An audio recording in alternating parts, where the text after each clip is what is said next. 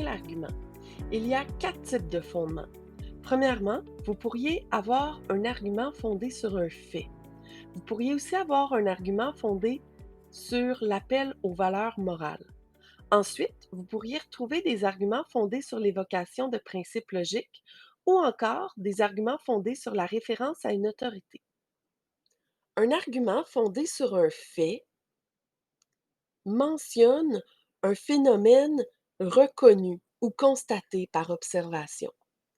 Par exemple, si vous partiez de l'argument suivant, augmenter les tarifs du transport en commun risque de décourager les gens de l'utiliser, vous pourriez aller appuyer votre argument en le fondant sur le fait suivant. En effet, tout le monde sait que la moindre augmentation du prix d'un produit ou d'un service a des effets dissuasifs sur les consommateurs. Un argument fondé sur l'appel aux valeurs morales évoque des valeurs auxquelles le destinataire peut difficilement ne pas adhérer.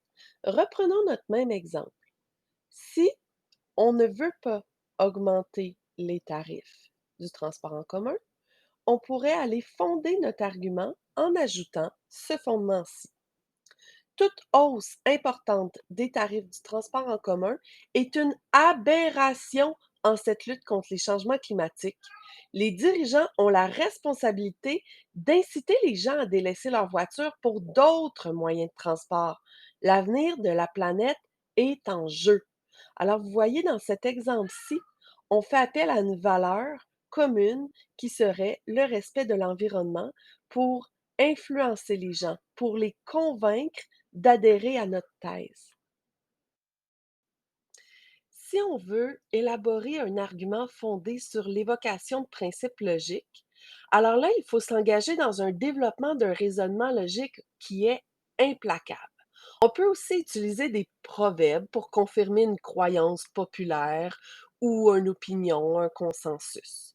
Mais il faut vraiment faire la boucle entre les causes et les conséquences et démontrer le principe logique à travers tout cela.